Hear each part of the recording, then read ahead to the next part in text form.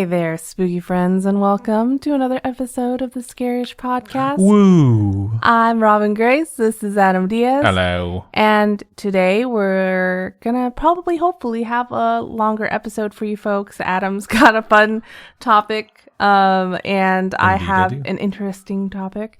At least to me, it's interesting. It's fascinating to me. Hopefully, some of you find it interesting. But yeah, we're a podcast that talks about weird stuff. So hopefully you guys are in for the long haul. Get it? Because I said we're going to have a long episode. Cool. I was wondering if I didn't say a word how long the intro would go.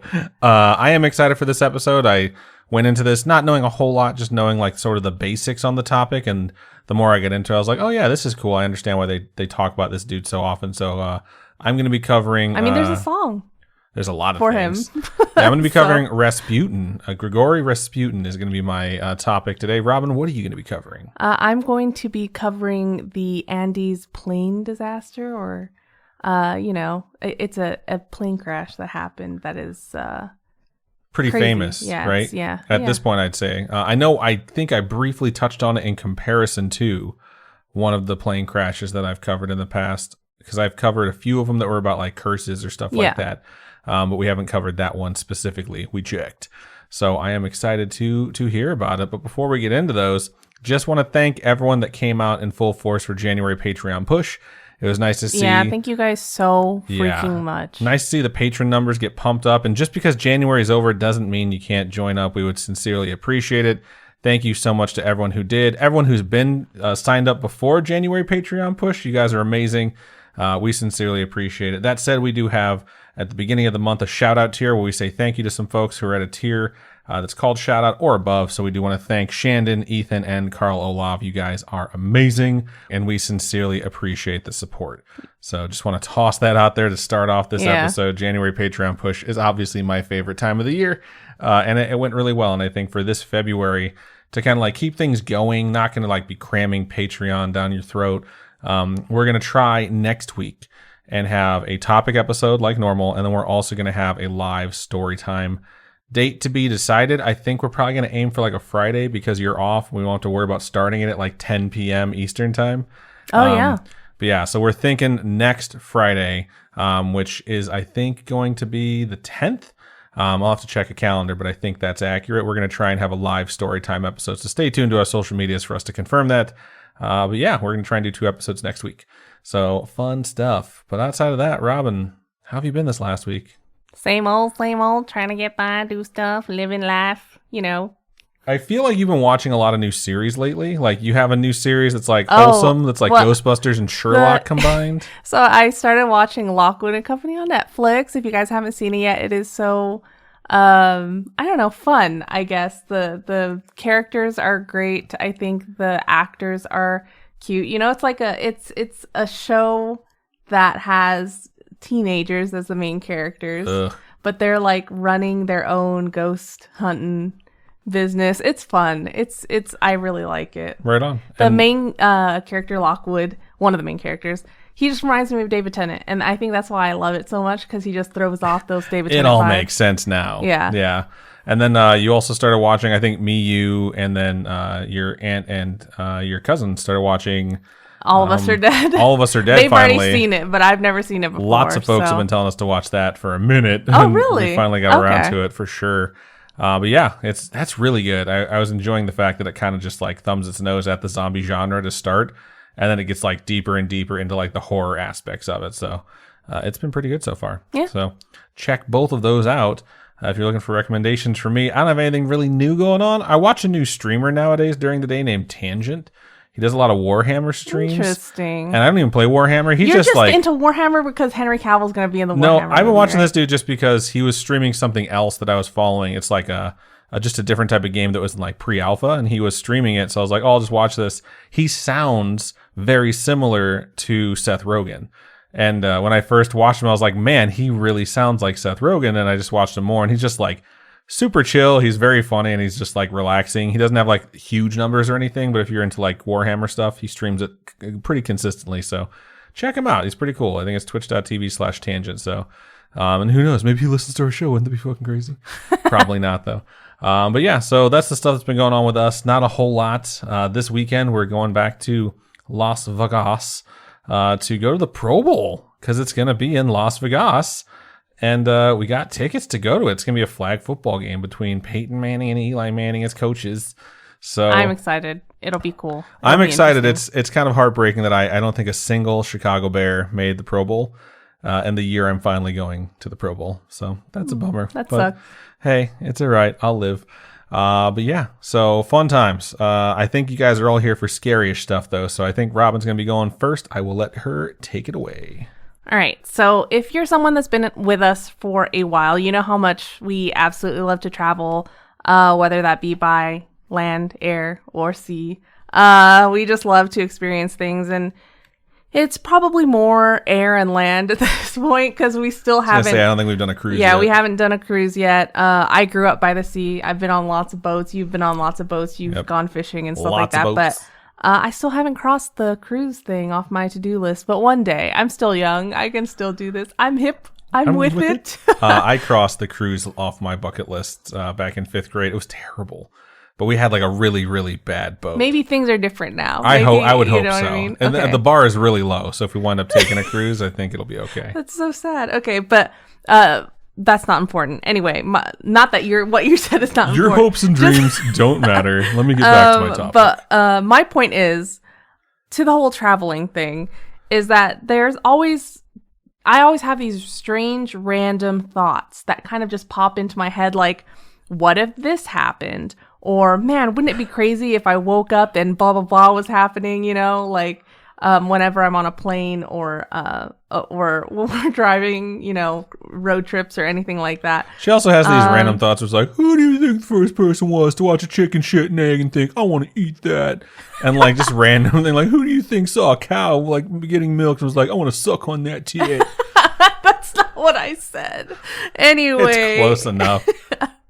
I always have, really it's like shower thoughts, right? Just random things that I think about. And it's like, for some reason during travel, I'm always like, what if we had like a horrible accident of some type? But logically, I'm always telling myself, like, what are the odds though, really, that something would happen?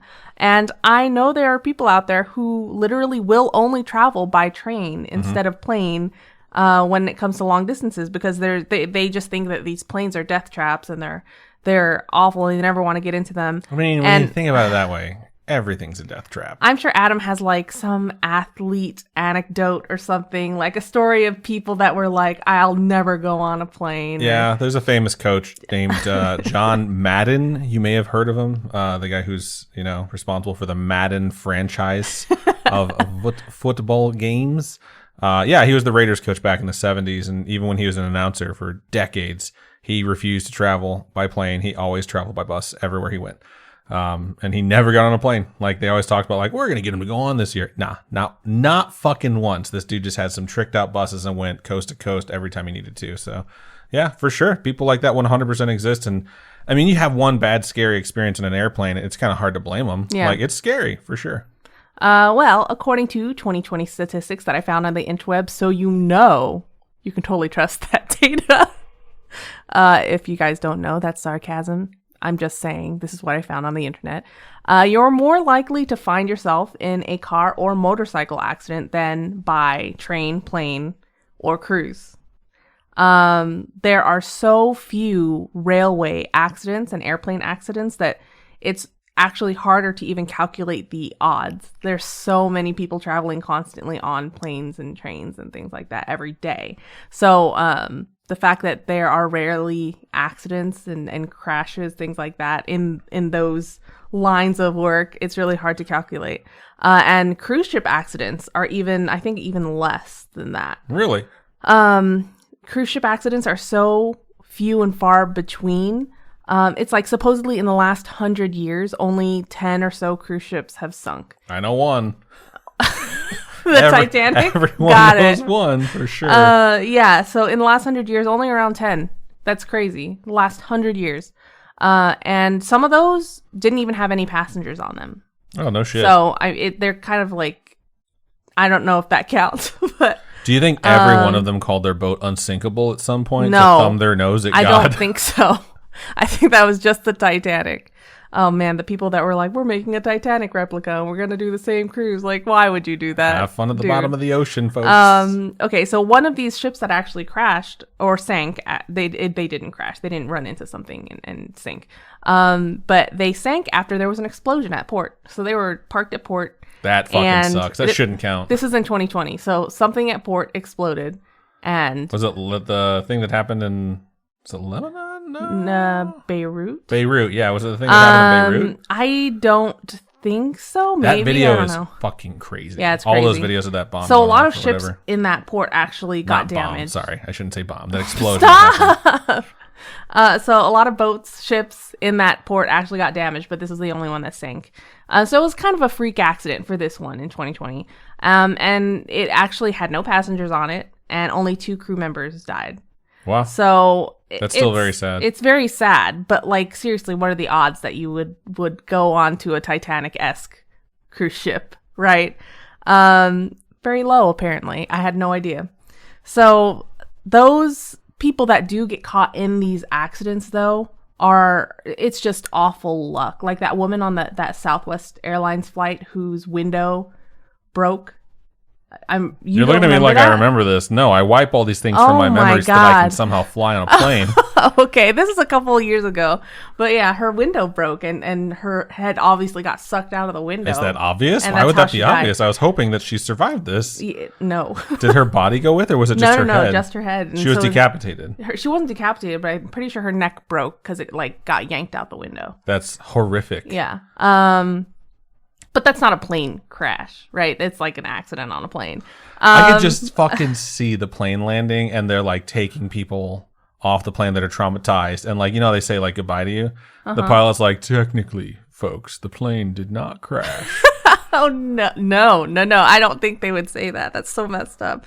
But with innovation and technology these days, I mean, you'd imagine things would be pretty foolproof by now, but obviously not. No, nothing is foolproof. I wouldn't imagine that at all. Yeah, nothing rarely is. And it's really sad that with all our technology these days, we still have things like just because they don't keep up with maintenance or anything like that, or even human error, you know, things still happen. Just happy people don't do the thing the Titanic did. Like you never hear about We're unsinkable. You never hear about a new cruise ship or a new plane and they're like, it's uncrashable. Like they just know like things can go wrong. And it can be the safest you could possibly make it with all the science and technology we have today, and something can still go wrong. But even technology messes things up, like the 787 Max or what is 737 It was like crashing itself. Yeah. Yeah, for sure. Yeah. It's insane. Technology. You can't even. I'm glad we're doing this episode the day, like literally 10 minutes after my buddy Stefan landed safely in Japan, just in case he would have listened to it, because that's a long flight and it's really hard to listen to stuff about planes crashing before you get on a long flight like that. So my topic this week is one of those topics that, despite the brutality and difficult nature of the incident, there is a brightish side to it. So it's one of those things that, though incredibly rare, are terrifying things that make me worry every single time I get ready for any trip of any sort. So it's the story of the Andes flight disaster of Uruguayan Air Force Flight 571. On October 12th, 1972, the flight was chartered to fly from Montevideo, Uruguay, to Santiago, Chile. Gotcha. And an experienced pilot who had a total of 5,117 flight hours. That's a lot of freaking hours. Colonel Julio Cesar Veredas was commissioned to fly, but there happened to be an inexperienced co-pilot with him on this particular flight that kind of messed up. This is operator error. So things happened. The weather was bad. A whole bunch of things came together to make this bad. This co-pilot made assumptions as to the location of their plane during flight that led him to believe it was time to make a descent into the airport they were heading to. There was a storm over the Andes at that point in time that forced them to stop overnight in Mendoza, Argentina before this happened. So they were in Mendoza, Argentina, first leg of the flight on October 12th, perfectly fine. They land in Argentina. And due to the route, it was important that the pilot was careful in calculating fuel consumption, altitude, their actual route, everything to avoid the mountains, the Andes Mountains that take up that whole length of the country, right? Now, correct me if I'm wrong, but those mountains are named after the mints, correct? I hate you. The mints are named after the mountains, guys. That's why there's mountains on the packaging for the mints. Okay. It didn't help that the aircraft that they were using at the time was an FH-227, which wasn't the best. It was known by some pilots as the lead sled. It was a shitty plane. That sounds pretty bad. That's like when someone says, like, oh, this ship is unsinkable. That's like coming out with a plane where you're like, it's slightly crashable. So on October 13th, weather still shitty, really questionable. Despite the less than optimal weather, they left from Mendoza. That is why I've briefly touched on this story before, because it was a Friday the 13th. Yep. Now I remember, because I know I just glanced off of it in a compilation episode. So now we get the whole thing. Okay, cool. So they left Mendoza. The colonel had flown across the Andes 29 times before this. Holy shit. But he was training his co-pilot. So his co-pilot, Lieutenant Colonel Dante Hector Lagurada, just reminds me of that anime, Durarara. It was a mix of things going wrong. So he didn't look at the instruments that would have indicated that they were actually about 40 miles from their intended destination. So like I was saying, this co-pilot believed that it was time for them to make a turn and descend into this airport. They were 40 miles away from where they were supposed to be. Turned a little bit early. Air traffic control wasn't aware that they were so far off from their intended destination. So they approved the descent into the airport. Wow. And not only did he turn and descend too soon, but he was heading at too sharp a turn too. So there's a bunch of things going wrong with this whole flight. So as the plane was descending, it experienced severe turbulence that caused them to drop out of the clouds. So once they dropped out of the clouds, it was clear how close to the mountain they actually were. And the pilots probably had no idea how close until this very moment. So the pilot attempted to avoid the inevitable by pulling up on the, they tried to take the plane back up, right? And they do so to the point that the plane is actually vertical. My fucking God. So the plane's vertical, it starts to stall and shake, and obviously they're unable to pull out of this situation. Pull out game is weak. Oh my fuck. If I were a passenger on this fucking plane when it went vertical, I would literally look for the sharpest object and just cut my own throat. My God. Like, I don't want to be part of this. Just it's just so fucking horrifying to think about. So they're unable to pull out of the situation and strike the mountain. So when they hit the mountain, it shears off both the wings and the tail section of the plane. And the official investigation into the flight concluded that the crash had been caused by controlled flight into terrain due to pilot error. Caused by mountain. No shit. Anyway, on board were 45 passengers and crew, including 19 members of the Old Christians Club rugby union team, as well as their family and friends. So sad. The rugby team was scheduled to play against an English rugby team in Santiago, Chile. So upon impact, 3 crew members died, as well as 9 other passengers. Due to the freezing temperatures and the injuries suffered, several others soon died after.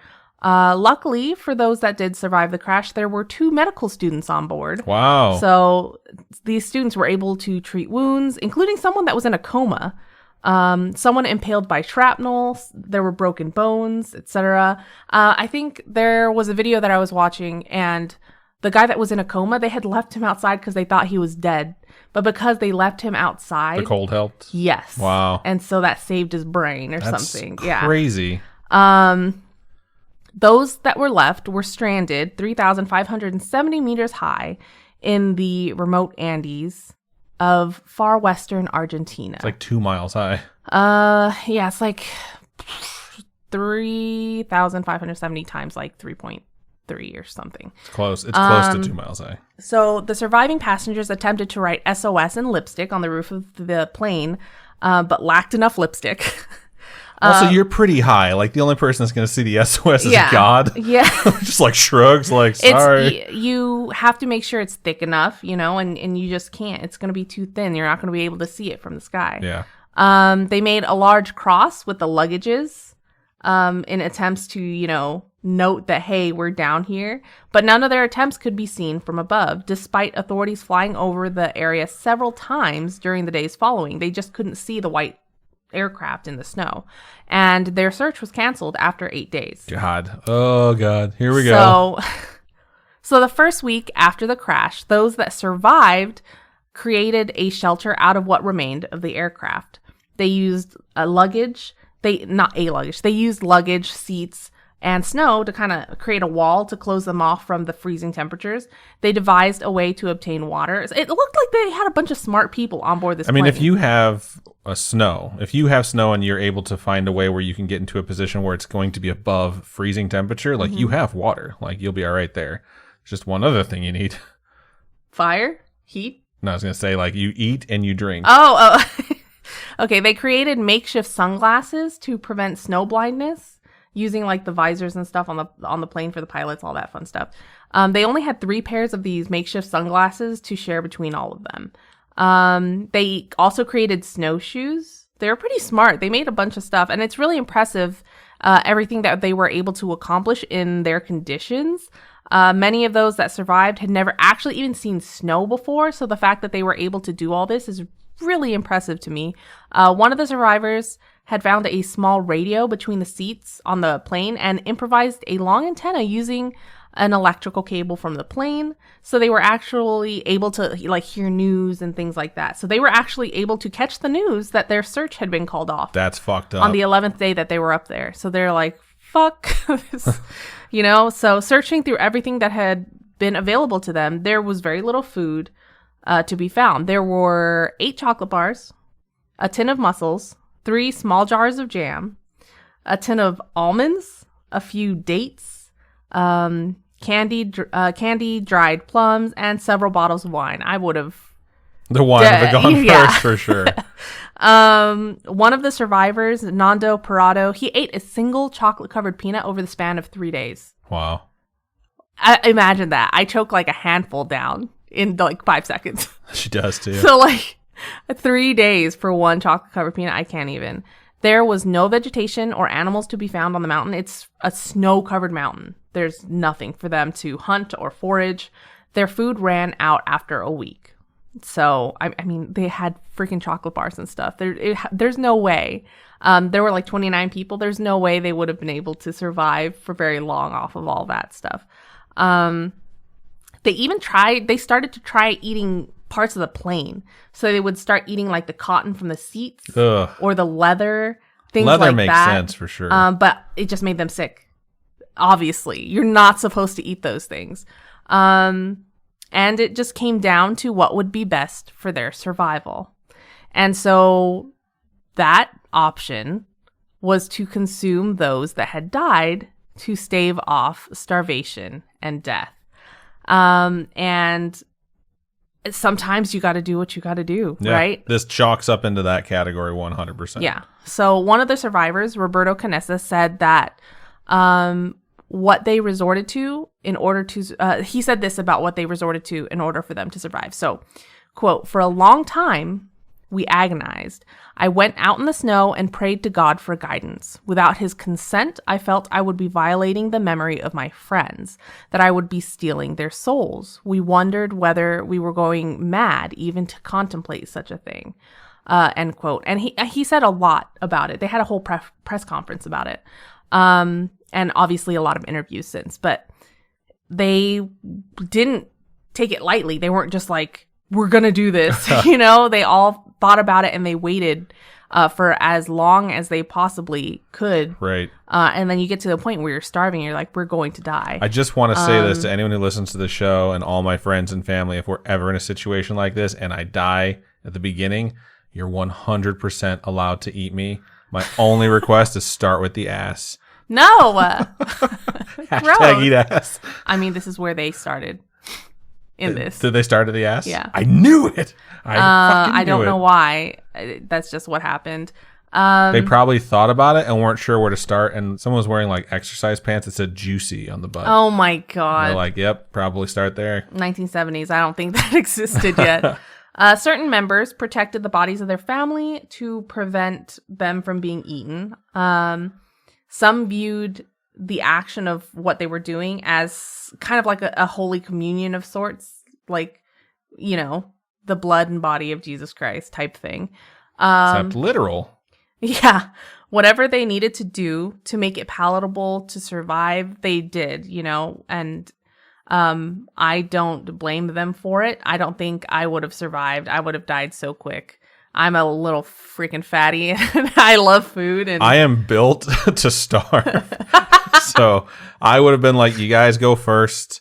Like, just save me some good parts. Let me know what pieces taste the best. But this is something, obviously I've heard this story before. And you have to sit down and think, like, what are you willing to do to survive? Yeah. And this is one of those horrific situations where a group of people had to face that together. And then everyone in the fucking world found out about it after the fact. All the passengers that survived the ordeal had made the decision in some part or other to consume to survive. If you did not, you died. Obviously, you have to eat to survive. So 17 days after the crash, an avalanche strikes as they're sleeping, which resulted in the death of even more members of their party. They were trapped in their makeshift shelter for 3 days with the bodies of the people that died. So, yeah. And then eventually it was decided that a number of survivors would go search for help. And this initial trek resulted in nothing but learning that they would probably freeze to death if they continued on. So they returned back to the crash site. As time went on, more and more people would continue to die. In November, they heard on the radio that the search for them was being resumed. That's awesome. Yeah. In December, a couple of survivors went on an expedition to look for help. So that was Canessa and Parado, which I've mentioned prior. They traveled for 10 days and around 38 miles. Wow. And they were not prepared for how long they had to hike and climb and trek. They had only brought 3 days worth of supplies, and none of them had climbing experience or any type of wilderness experience. They were really just traveling blind. They traveled through storms and horrible survival odds. Eventually, they did start seeing more and more signs of human life. A group of men on horseback did come across them eventually. They like came across a river, and it was like at the point where like, we're gonna die. We're done. We can't go on. And they come across this river and they see a group of guys on horseback. And can we eat your horse, please? So one of the men, like they were like, we need help. You know, we're these guys from this plane crash. We're starving. We can't do anything. And so one of the guys yells tomorrow, and he comes back the next day with food and things like that. For them, and he throws a note attached to a pencil and string and throws it across the river. And so they write a note to him and like explain like what's going on and things like that and what they need. And they tell them like there are another, however many people back up on the mountain, 14 people, I think, back on the mountain who need, to be saved. So that guy rides 10 hours west to bring back help. And by the time they're rescued, Canessa weighs a little more than 100 pounds. Wow. He had lost almost half his body weight. He lost like 97 pounds or something. Wow. It's insane. So on the afternoon of December 22nd, 1972, 2 helicopters carrying search and rescue personnel reached the survivors. They had to go through so much just to get there because of the weather and things like that. It's super dangerous for the rescue crews, It is very dangerous. So it had been 72 days. They were up on that mountain for 72 days. Only 16 remained of the original 45 passengers on that flight. Wow. It took 2 trips for the people left on the mountain to be rescued. So they took like a group of 7 and then another group of 7. Of course, after they're all rescued, they are taken to the hospital and fixed up, things like that. And then questions of how they survived would come up. And some rumors began flying around that they had killed the other people for food. Yeah. And a press conference had to be held to dispel these rumors because the other families were like, you killed, my family and that's why you survived and blah, blah, blah, all those things. And what they explained was that they had made a pact. All the survivors had made a pact that if, they died, like, please take what you need to survive. And that's what everybody did for each other to help each other survive. And the remains of those that didn't survive they ended up being buried near the site in like a common grave. So on January 18th, 1973, 12 men and a Chilean priest were flown up to the site to perform this ritual. So they built or they dug a grave, buried everyone, performed kind of like a funeral rite type thing. And they built a simple stone altar and staked an orange iron cross on it to kind of commemorate it. Yeah. The crash location has since become a place that attracts hundreds of people a year from all over the world to kind of pay tribute to the victims and survivors. In March 2006, the families of those that were on the flight came together and erected a black obelisk monument that has been built on the site to memorialize those that have lived and died. And apparently, like Adam has told me before, this is the inspiration behind the movie Alive that I had never heard of until he brought it up. So I guess you can watch that movie if you guys are curious. I don't know if it's good. Did you watch it? Is it good? I think I saw parts of it when I was a kid, but I can't remember watching it start to finish. But I mean, I think there was like just this idea behind, everyone knew what Alive was about. So everyone wanted to watch it because like people look at, a fictionalized version of based on a true story as like, this is the definitive edition of what happened. They wrote a book about their experiences and it's titled Alive XYZ something something. Yeah. So that's why the movie is probably called Alive. I know, like, I have very morbid humor. I don't think anyone who's listened for 257 episodes would argue that, but it's just like, this is like a horrific thing that is amazing that people survived. 100% amazing. And I remember people debating about what happened and like when the movie came out, people talking about the movie specifically. I don't think I was alive when the movie came out, like the day it came out, but I remember people talking about it because it was still a topic of conversation like when I was a kid. Like what happened to those people and like how hard that was, and everyone talking about that in comparison to the Donner Party and things like that. And it's something that just shows like the testament of like the human spirit and the refusal to die. Like some people just get put into a position where they're still alive and they're like, I'm not fucking dying here, Yeah. And I think it's crazy to think about. And I joke about it, but it's, one of the most horrific positions you could ever find yourselves in. So it's definitely something that qualifies for Scaryish without a doubt. Yeah. But one last morbid joke. I wonder who tasted the best. Oh my God. Like, do you think there was one where they're like, wow. Like, they were all like kids. Oh God. It's so fucked up. And the other thing is that it's like a rugby team. So it's like a group of people that were like going to a destination that were like high-ish profile, like people that when they didn't show up, everyone's like, where the fuck did they go? I mean, I guess they weren't like kids, but they were really young. They're much younger than me. Okay.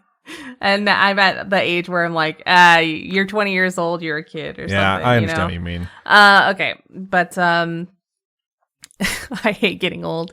Anyway, a lot of the survivors went on to have totally fulfilling lives. One of them became a doctor. One of them became a friggin' race car driver.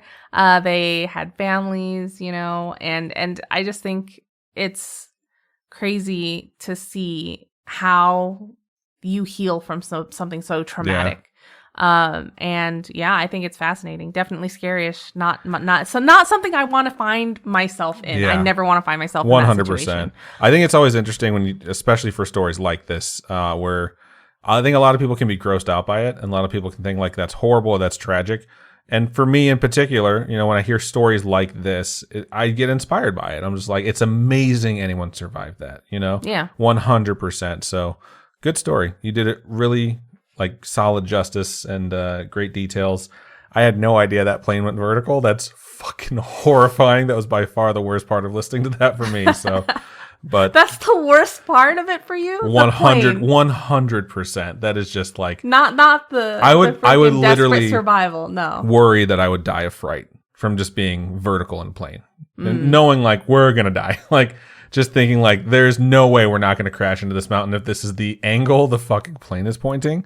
That's horrifying. So I think I'd be able to like step by step calm myself down if I survived the crash on the mountain. Like, there is hope.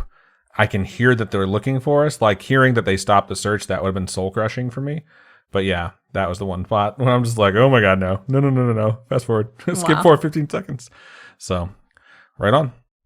All right. So before we go into my topic, we're going to take a quick commercial break.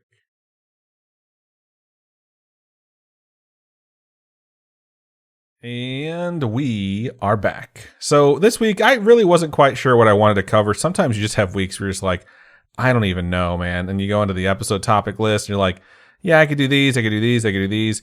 But I decided to check the suggestion topic list that we have from folks that have said, hey, you should do a topic on this if you can. We've had several folks mention this particular topic to me in real life, like in person, and several just like through the show. And they thought, hey, this would make a good topic for the show. My familiarity with Rasputin is fleeting. I know of him, mainly of like pop culture references or just bits and pieces from history that I've heard. And I've heard that he was, a crazy fucking dude. And apparently he was magical. So I think that sounds like a topic. And I think we should find out. So I present to you Grigory Rasputin. Yeah, he was like supposed to be like a wizard or something. Well, let's strap in, folks. So I will say the first person to suggest this topic was longtime friend and friend of the show, Garrett Schultz, a.k.a. Gare Bear. So thank you, Gare Bear. Like all topics we cover, some of you may be familiar with this and some of you may not be. So let's just start at the beginning and work our way forward. So Gregory Yefimovich Rasputin was born January 21st, 1869 in Russia. He was not royalty. He was not rich. He was merely a peasant when he was born. Like most people born, he had a mother and a father. Okay. His father's name was Yefim, and he was a farmer and a courier delivering stuff to nearby towns. His mother was named Anna, or Anna. I didn't find much written about her aside from the fact that she had a total of 9 children with Yefim, 7 of which died as infants or young children because it's hard. It was very high infant mortality rate back in the day.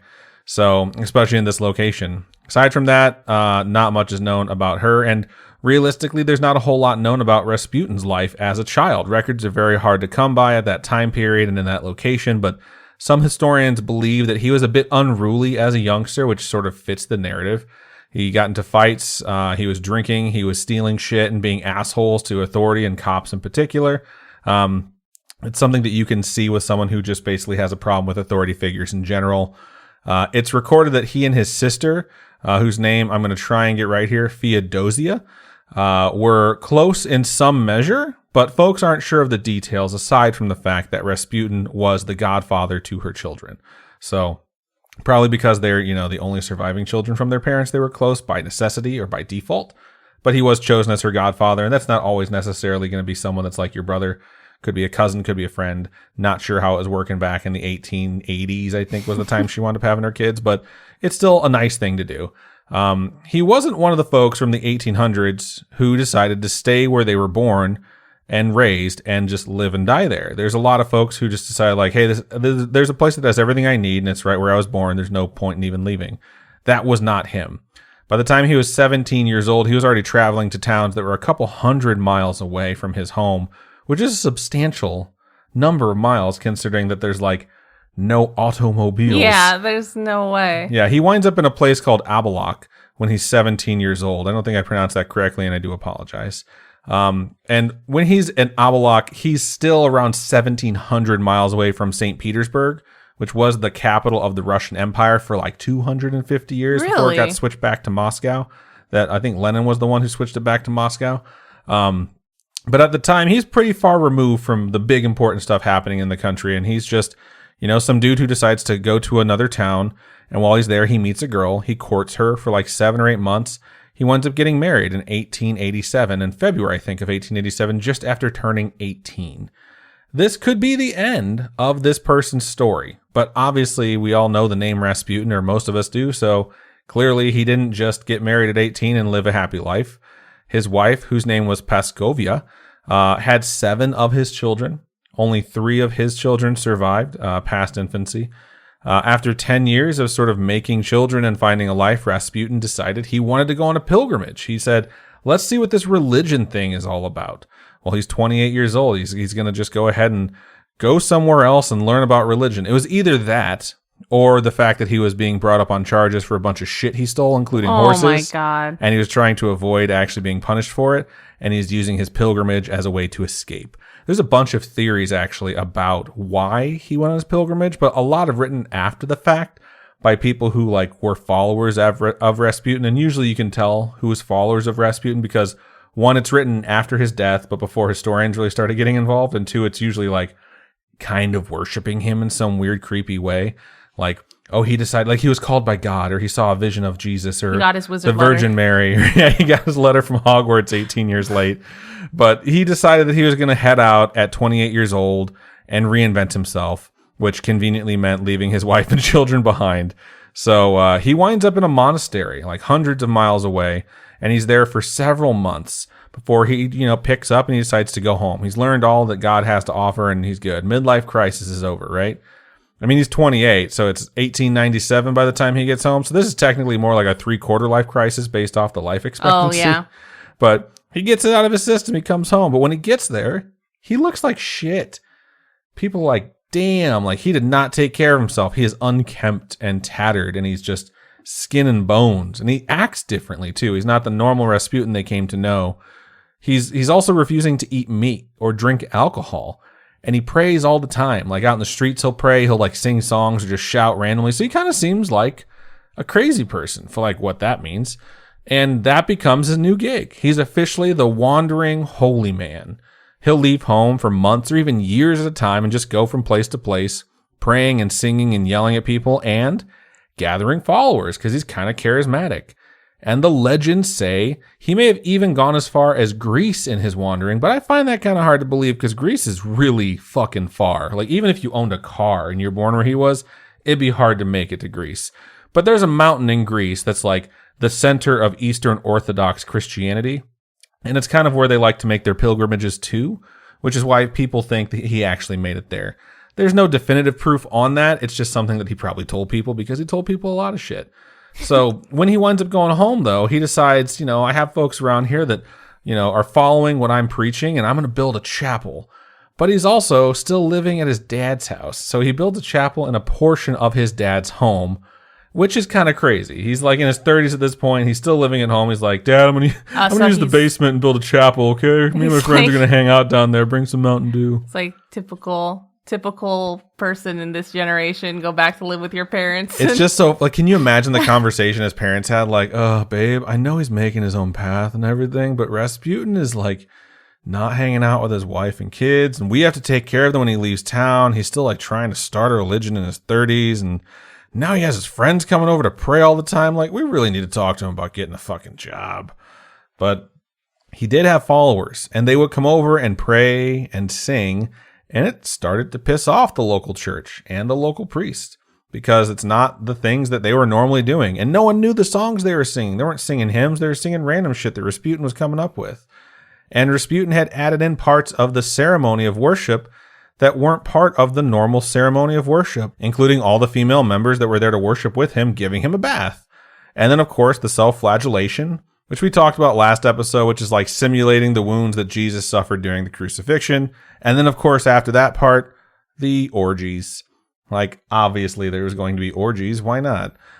If the self-flagellation wasn't like full-blown, something maybe more light, where it's just like, all right, we're going to hit ourselves with like a whip here and there, but nothing like too terrible, he might have been onto something. And when it came to drawing followers, it's like, get a bath, have an orgy, and praise God.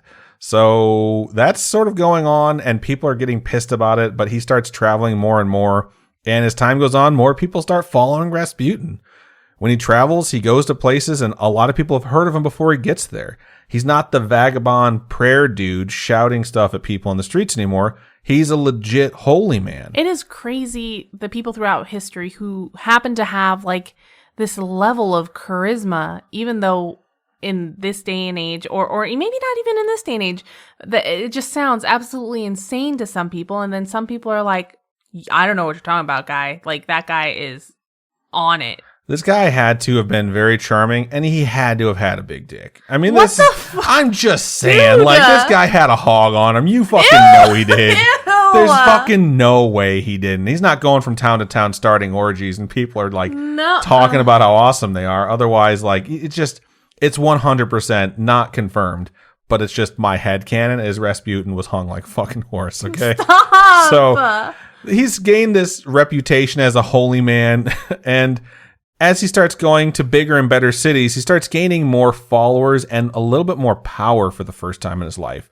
And keep in mind, this is around the same time period spiritualism is starting to pick up in big clusters, and especially among the wealthy and the powerful, because they're looking for alternatives to the things that they've kind of been taught and the way things have been done in the past, like a different way to worship or to understand what happens after you die. And he winds up meeting a bunch of bigwigs from the Eastern Orthodox Church. And they all know, like, this Rasputin guy is kind of fucking crazy. But after they meet him, they're like, this dude's fucking great. Like, we had no idea we could get baths and fuck a bunch of chicks in the name of God. This is awesome. It's just insane, dude. And, like, you think I'm joking about this, but most of this shit is just me using current day language to describe what the fuck happened. You know, there has to be something about him because he becomes there is. The lover Let of... me just keep going, okay? So they give him a letter of recommendation, and they're like, hey, you should go to St. Petersburg and meet even bigger wigs than us. And before you know it, Rasputin has fucked and flagellated his way to St. Petersburg, What the capital of the Russian Empire. His biggest supporter there from the church, the Eastern Orthodox Church, is a dude called Archimandrite, which I think is a title, Theophan. That's his name. And this is a dude, Theophan is a dude who winds up being the member of the church who takes confessions from the Tsar and his wife. So the Emperor of Russia, when he's confessing his sins, does so to Theophan. And then Theophan's like, have you heard of this fucking Rasputin dude? So for those of you who don't know what a Tsar is, it's the Emperor of Russia. If you don't know what an emperor or a czar is, it's a king, president, prime minister, high chancellor, emperor. Whatever term you use to identify the person in charge, that's the Tsar. And it's only a matter of time before Rasputin was going to meet the Tsar, because he's already heard of Rasputin. Like, can you imagine the person in charge of your empire's heard of you? And the things that you're known for at this point is like, he's a holy man who fucks. That's basically what it is. And eventually that's exactly what happens. At this point, he had also acquired a certain set of skills that would make him more desirable to hang out with if you were rich and powerful. He's a magician. Some folks said that he could see the future. And I didn't see anything where he was being called a prophet, because I think that word is very closely guarded, especially in Eastern Orthodox Christianity, because prophet very specifically kind of refers to Jesus. But he was kind of tossing out some prophecies here and there that people would talk about. And I'll get to one in particular in a little bit. On top of that, he hosted orgies, which was definitely a plus. But he was also said to be able to heal people with his mystical powers, which I feel like is something that always happens in cults. They always wind up saying, like, whatever's wrong with you, I can fix. And then it turns into, like, are you hurt? Because I can heal it. And it's just another step. It's like an escalation past, like... And then they cut your arm off. You need me to fix you type of thing. So November 1905 comes around, and Rasputin is introduced to the Tsar, Emperor of Russia, Nicholas II. He's introduced as a holy man with healing powers, not as a crazy fucking dude who sets up orgies. And although there is no written eyewitness accounts, I'm 95% sure he leaned forward and said, like, do you want in on those orgies, dog? Wink. After meeting him, Nicholas was impressed. He tells his wife, Alexandra, about him. He even writes about him in his diary. Wow. And that I'm being serious about. He actually did write about him in his diary, because his diary is something that's been recovered by historians. And he chronicled the meeting on November 1st, 1905, and wrote, quote, made the acquaintance of a man of God, Grigory, from the Tobolsk province. He was super cute, OMG, but he looked like those orgies I keep hearing about don't have the bath beforehand. Ew. That second part was obviously something I made up. Everything else it's so gross. was true. He wrote about meeting Rasputin. But after about a year, the royal family decided to summon Rasputin to their home. So they had a son named Alexei, or Alexei, depending on how you pronounce it, who suffered from hemophilia. And I'm sure if we had Faye on this episode, she would explain this the best. But essentially, someone with hemophilia is a person that's born with a bunch of extra blood in their body. So when they bleed a bunch of extra blood.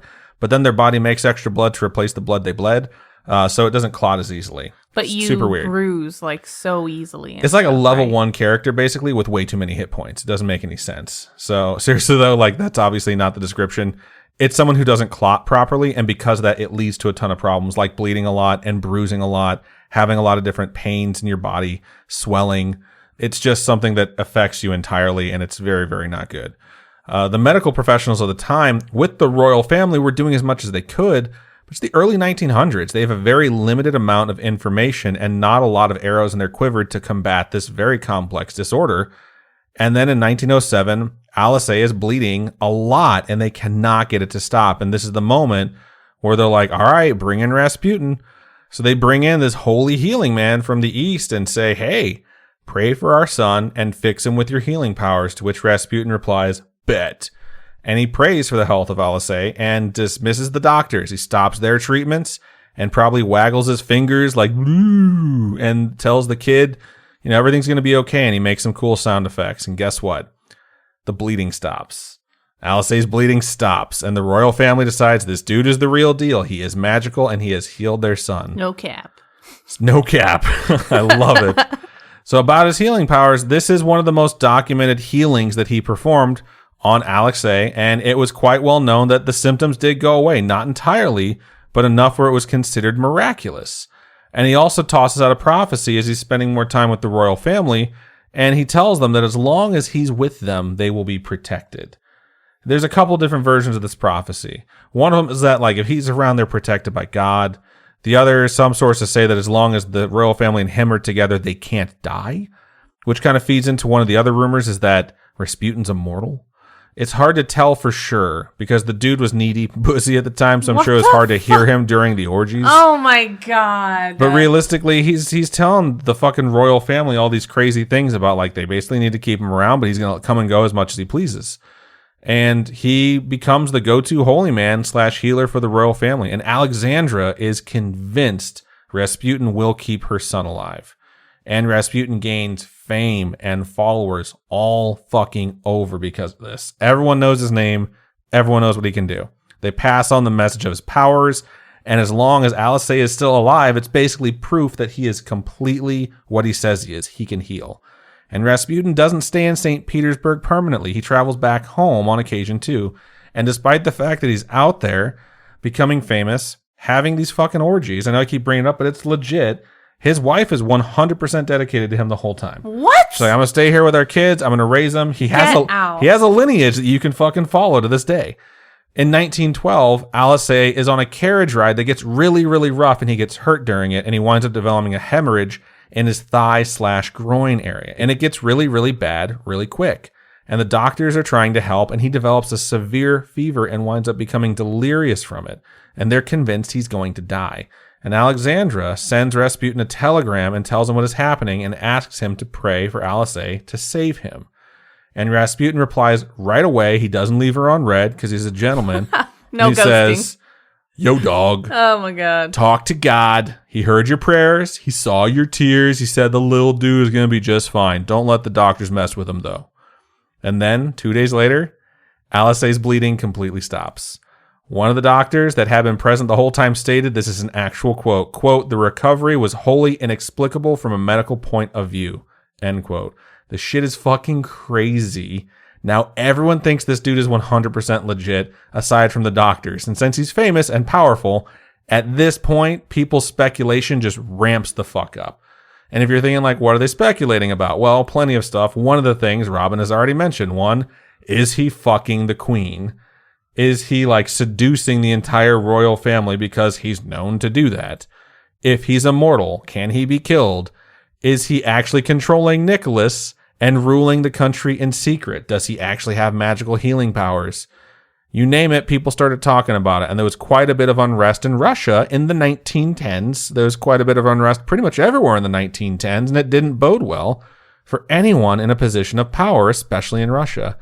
Parties gathered behind closed doors to plot the downfall of the royal family. There's a lot of movies made about the fact that they did eventually get taken down, which is very sad. And of course, the downfall of Rasputin was planned as well. And it's not shocking to hear that this plot would only feed Rasputin's legend further. On July 12th, 1914, a peasant woman sees Rasputin in the streets of his home city. He's back with his family. She basically says, like, you're brainwashing people with your dick and orgies, and just fucking stabs him in the fucking wide open, like, you're awful, and just fucking guts him. So he gets surgery after the attack, and the doctors say they don't know if he's going to make it. Like, she fucked him up pretty good. He went up in the hospital for a while, but he survives. This is July 12th, 1914. While he's recovering, a couple weeks later, this thing pops off called World War I. The world is in full upheaval at this point, and there's lots of folks in Russia who think it's time for Russia to make a change too. So 1916 hits, and there's this super conservative politician in Russia who does not like Rasputin. He does not like the royal family. He sees an opportunity at a power grab, and he starts repeating some of the conspiracy theories that he's been hearing on the streets that have taken hold with some of the people, saying Rasputin is actually running the country and that all of the Tsar's men have been turned, quote, been turned into marionettes whose threads have been taken firmly in hand by Rasputin and the Empress Alexandra, the evil genius of Russia, and the Tsarina, which is like queen, who has remained a German on the Russian throne and alien to the country and its people, end quote. She was born in Germany. So he decides to use her heritage, her upbringing as a weapon against her, saying that Rasputin is taking control of everything. He puts out all these fucking flyers of Rasputin controlling the king and queen, the emperor and the empress, like with a marionette doll. That's pretty solid political. It's propaganda. Yeah. It's 100% propaganda. Side note, it doesn't matter when. There's always going to be a politician who will use fear and anger and conspiracy theories to try and get their way for people who don't know any better. But Rasputin is still famous, and he's still helping the royal family despite this dude talking a bunch of shit, and the royal family are still in charge. He's the emperor. There's no fucking election. He's just in charge. And then time goes on, and December 30th, 1916 hits, and this is a pretty big day. That super conservative politician, whose name, by the way, is Vladimir, go figure, and a few of his friends / allies decide they're going to put their scheme into motion. And a guy named Prince Felix Yusupov, the husband to the niece of the Tsar, someone who married into the royal family, became a prince by marrying into it. He calls up Rasputin. Not really, because there's no phones, but he gets a hold of him somehow around midnight, and he basically says, hey girl, you up? And Rasputin just sends him a meme of Bernie Sanders running over, and he says, on my way. So Rasputin goes to hang out with him in the middle of the night, the early morning of December 30th, 1916. He gets there, and Yusupov is like, hey, let's go hang out in the basement. And Rasputin is like, sounds good to me. They go downstairs, and Yusupov is like, yo, Rasputin, you want some tea and cakes? They're super good and totally not laced with cyanide. To which Rasputin replies, I'll pass. Thanks, dog. But they're hanging out, and Yusupov is actually boring as fuck. So Rasputin starts getting bored and just eats the cake and starts drinking the tea that is totally laced with cyanide. Wow. Even though he said no, he just winds up eating it and drinking it anyways. And Yusupov is thinking, you stupid asshole, you're dead now. All I'm thinking of reading that is like, inconceivable. But nothing happens. He eats it, he drinks the tea, nothing happens. And Yusupov is like, that's weird. And Rasputin says, hey, can you get me some wine? Like, I want to get Kathy Lee daytime TV wasted right now. Who's Kathy Lee? She's the host of one of the early daytime shows who always drinks wine and gets like kind of sloppy on TV. It's weird. So anyways, Yusupov is like, you fool, I've poisoned the wine as well. So he goes and gets Rasputin a glass of wine. And this dude just slams 3 glasses of wine like it's fucking nothing. And it was poisoned with cyanide. And still nothing. And at this point, Yusupov is thinking, is this fucking dude really immortal? Because they said that people had tried to poison him before and it had no effect. And this leads to the legend that he used to poison himself with various types of poison in small increments to prevent him from actually having any poisons kill him. So at this point, it's 2:30 a.m. I'm not making this up. And Yusupov says, I got to go take a shit. Okay, I made that part up. And he goes upstairs. And Vladimir and the other conspirators are sitting around like, what the fuck is taking so long? And Yusupov says, like, this motherfucker just won't die. He ate and drank all my poison, and he's still alive. And then they argue. And finally, Yusupov says, fine. And he just takes a revolver from one of the conspirators and goes downstairs. What? This is true. Maybe the conversation is a little bit different, but these are the actions that took place. He goes downstairs holding a gun, holding a revolver on Rasputin, and Rasputin's like, I thought you said you were taking a shit. Why do you have a gun? And Yusupov tells Rasputin, look at the cross, because he had a cross in his basement, who doesn't, and say a prayer. So Rasputin gets on his knees and does that, and Yusupov shoots him in the chest. Then the conspirators come downstairs, they high-five, and they strip Rasputin naked. One of them gets into his clothes and drives or travels back to Rasputin's place. I think they actually do drive at this point. And it makes it seem like Rasputin came home really late, and he makes sure people sees him in Rasputin's outfit. So people are like, oh, cool, he's still alive and he came home. So some people leave, but some of the conspirators are still at Yusupov's place. And he goes down to the basement, basically to make sure Rasputin's dead body is still there. He goes down there, he looks at him, and this fucking dude comes back to life and starts beating the shit out of Yusupov. Does it come back to life, or does he just wake up? He just wasn't dead, I think. So Yusupov manages to get away, and he runs upstairs, and he's yelling at the people who are still there, like, this dude won't fucking die. It's like Jason from Friday the 13th. Because it existed back then. And Vladimir yells, Jason wasn't the killer in Friday the 13th. In the original, it was his mom, Jason, and he winds up getting cut off because Rasputin busts through the fucking basement door, which is true. This part's true. He busts through the basement door, and he chases Yusupov, who runs out of his own fucking home and into his courtyard to get away from Rasputin, who's just like crazy angry. He's been shot now, he's been poisoned, and he's just trying to get to Yusupov. Out there's another conspirator who sees this whole scene unfolding, and he shoots Rasputin in the chest again. Rasputin collapses into a snowbank, and then they go over there and they shoot him in the head, right between the eyes, just to make sure he's dead. Kind of like the end of Scream. After that, they're pretty certain he's probably dead. Some accounts say that he was shot in the head on the second shot, but I've read that he was shot 3 times and that's confirmed, so this makes more sense to me.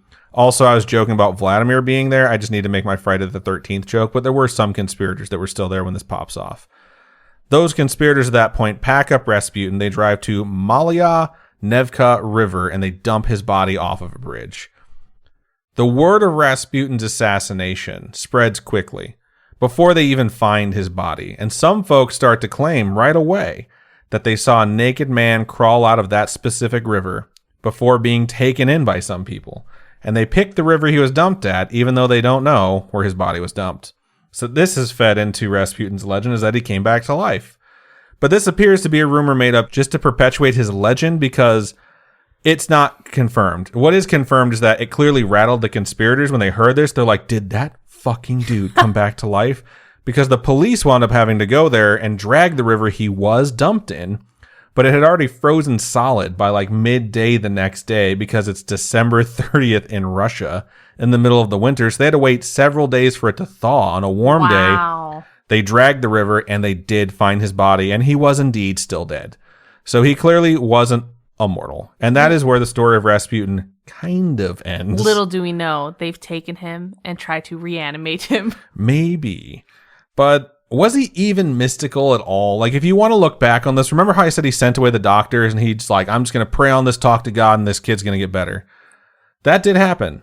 But the medicine that they were giving him at the time turned out to be anticoagulants, which, you know, prevents clotting, which was already the thing wrong with him. So you're giving anticoagulants to a hemophiliac. Of course, they won't stop fucking bleeding.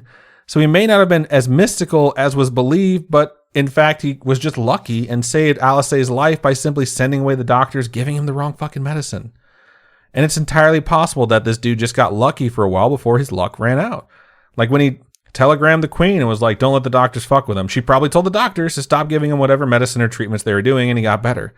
Because it's that whole toe, foot, knee, leg thing. You're only like 20 years removed from that shit. Yeah. So the timing on the second instance of that little royal kid's leg getting fucked up and him basically just telling the queen like, it'll be fine, I talked to God. He had to have been bluffing and had it work out, because that shit is crazy. Even the doctors from that era, during the time he was famous and after he had died, came forward in support of the royal family and stated like, he wasn't magical, but you cannot blame them for thinking he was because of how crazy the timing of it was. They said at one point the kid was like bleeding from the nose, and he walked in, spit on the ground, said he'd be fine, walked out, and by the time he got to the door, the bleeding had stopped. and they couldn't explain it. It was unexplainable, and it kept fucking happening. And they're like, it obviously wasn't magic, but we can't say what actually happened. So we don't blame them for believing in him because whatever was happening seemed to work. So it's a weird thing that even after the fact, people still really can't explain. But people to this day still believe that he was magical. There's a lot of people that believe that. There was a singer. I saw this as a rumor online, and I was like, this has got to be some bullshit. And then I looked into it a little bit more, and it's true. There was a singer who had a song named Rasputin, and he traveled to Russia, and he was going to perform this song in St. Petersburg. And people thought it was kind of controversial-ish, but this was happening in 2010. Very far removed from the time of Rasputin, you know? Mm-hmm. So everyone's like, okay, cool. He was found dead in his hotel room on December 30th, 2010, 13 years ago. He was 61 years old. His heart just stopped. And it did so on the 94th anniversary of the assassination of Rasputin in the town he was assassinated in. Wow. So people immediately chalked it up to like, oh, Rasputin's magic, back at it again. And I'm like, this is fucking 13 years ago, and people are still talking about this dude like he's magical because there's like some slight connection. So it definitely feels like one of those things where anytime something lines up, people will connect the dots, even if they don't connect, and the legend will just continue to grow. And I didn't realize it was this extensive, but it is definitely weird to see someone so bizarre rise to a position of such power and end in such a crazy way as well, if not more abruptly. It happens in history all the time. I feel like we're close to an era like that again, where like the more crazy bullshit people spew, like the more people are starting to believe it. So I'm just waiting for the new Rasputin to show up so I can just make sure I'm as far away from that fucking person as possible. Because Rasputin, the era in which he died, right? The 1916, whatever. Similar time period to the rise of Hitler and him getting into power and all the crazy stuff that he put forward and Rasputin's crazy bullshit kind of laid the groundwork for like specific groups of conservatives to start really buying into crazy mystical bullshit. And that's the shit that Hitler picks up on in the aftermath of World War I, where he basically starts tossing out blame game shit, and he's part of the like occult following where he thinks he can gain powers from recovering artifacts and all this other shit. And like when Hitler first came into power, I shouldn't say that. When Hitler first came on the scene in like the late 1910s, early 1920s, people fucking laughed at him. Like, he'd be driving down a street, like, he'd be in the back of a car, like, shouting shit to people. And, like, everyone in Germany would be like, you fucking suck. And they'd, like, throw, like, rotten vegetables at him and shit. But he just kept talking shit. And the more he talked shit, the more followers he got. And it's like, it doesn't matter how crazy you were at the time. Like, Rasputin literally ditched his wife and kids to avoid fucking charges because he stole horses. And then just, like, formed a little small cult of Eastern Orthodox Christianity where he just got bathed and fucked people and hurt himself and wound up at like the height of power. It's fucking crazy, and it's true. And then, of course, died a very horrible, violent death. So did Hitler. It's definitely a fucking crazy story. The other thing that I saw on there that was a conspiracy theory that was proven like to be false was that his assassination was plotted by the British government. And there was all these different things that lined up where they said, like, the British government was negotiating with Russia at the time during World War I, so that they would have a treaty with Germany and it could shift the front in ways that would help the good guys win, essentially. And because it wasn't working out the way they wanted it to, and Rasputin was one of the people that was, like, preventing it from happening when he was, like, whispering in the ear of Nicholas II or whatever, they set up the assassination. And that theory had been around for a very, very long time.